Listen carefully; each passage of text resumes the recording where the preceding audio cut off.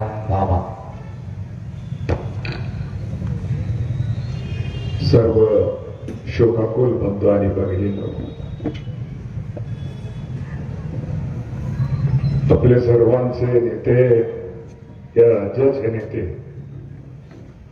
अजितदादांचं परवा अपघाती निधन झालं. या निधनानं हे आपला सारा राज्य हळहळला.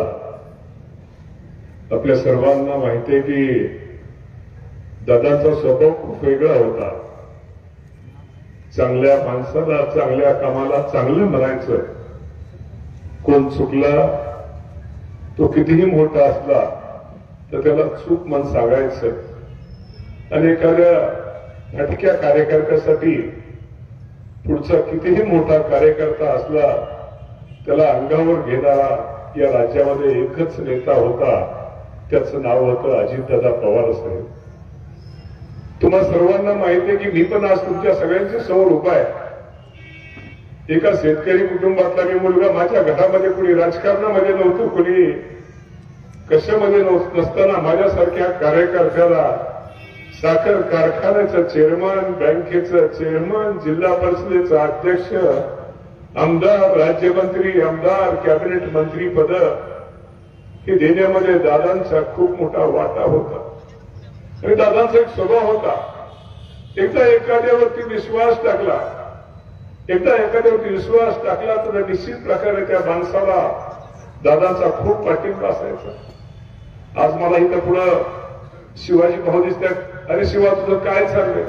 असा प्रत्येक इंदापूर तालुक्यातील आमच्या प्रत्येक कार्यकर्त्याला एक बारीक सचोटने लहानपणापासून सगळ्यांना ओळखणारा हा नेता आज आपल्यात नाही, याचं खरंच दुःख आहे. दादांच्या जाण्यानं खूप मोठी पोकळी झालेली आहे. मला अजूनही आठवतंय, मी मिटिंगला असू या नसू, इंदापूरचा प्रश्न आला, पाण्याचा प्रश्न असू द्या, उजनीचा प्रश्न असू द्या, विकासाचा प्रश्न असू द्या, आपल्या पाठीमागे आजही आपण नसलो तरी आपल्या पाठीमागे आपला दादा तो काम करून घेईल. आपल्याला त्या मिटिंगला हजर राहायची गरज नाही आहे. कुठलाही अधिकारी दादाने एखादं काम सांगितलं तर त्या अधिकाऱ्याची नाव आणायची ताकद नसायची. मगाशी भरत शेठनी सांगितलं, शिरसोडी पुलाचा विषय असू द्या किंवा इथं त्या दिवशी आल्यानंतर सहजपणे तुमच्या तारा वर दिसत आहेत, तिथे ह्या अंडरग्राऊंड तारा करायच्या, आपल्याला त्याचं ताबडतोब इस्टिमेट करा. आपण ते बजेटमधलं कामं मंजूर करून घेऊ. इंदापूर शहरासाठी काय करता येईल, ग्रामीण भागासाठी काय करता येईल, इतका बारकावा असणारा नेता आज आपल्यात राहिला नाही, ह्याचं दुःख निश्चित प्रकारे बंधून आपल्या सर्वांना आहे. आणि खरंच असा नेता होणं शक्य नाहीये. आज आमच्यासारखा कार्यकर्ता दादाच्या समोर जाताना सुद्धा आम्ही किती जरी असलो तरी आमच्या डोक्यावरील केस वाढलेत का, आमची नखं वाढलेत का, आम्ही दाढी केली का, आम्ही केस नीट विचारलेत का, इतकं बारकाईने बघणार आणि ताबडतोब रोखोक सांगणारा असा हा नेता होता. कामाच्या बाबतीमध्ये तर तुम्हाला सांगतो विजन असणारा.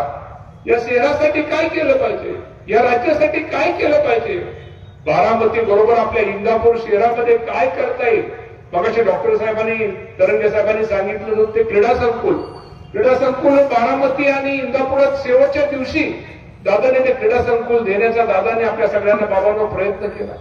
शेवटी काही माणसं अशी असतात की खरंच काम करताना वेगळ्याने त्याला कामाचा कधी मोठेपणा किंवा मोठी कुठे जाहिरात अशी कधी दादाने कधी हवा केली नाही. कुटुंबाचा कधीही विचार केला नाही. रात्र दिवस हा माणूस आपल्या सगळ्यांसाठी झगडत राहिला. इंदापूरच्या मागच्या 8 दिवसापूर्वी 15 दिवसापूर्वी जंक्शनच्या एमआयडीसी मीटिंग मध्ये विषय कॅबिनेटला का आला नाही हे खारगे नावाचे जे अधिकारी त्यांना स्पष्टपणे मीटिंग मध्ये विचारणारा तो दादा आज आपल्यात नाहीये. खारगेने उत्तर दिलं, झेडपीच्या आचारसंहिता तो विषय राहिलेला आहे, तो विषय लगेच करू. म्हणजे बारीक गोष्टीमध्ये दादाने आपल्या तालुक्याचा विचार केला. तालुक्यासाठी खूप काही गोष्टी आपल्याला नवीन दादांकडून खूप काही गोष्टी आणायच्या होत्या. दादाला एक विजन होतं, दादाला एक वेगळ्या प्रकारची दूरदृष्टी होती.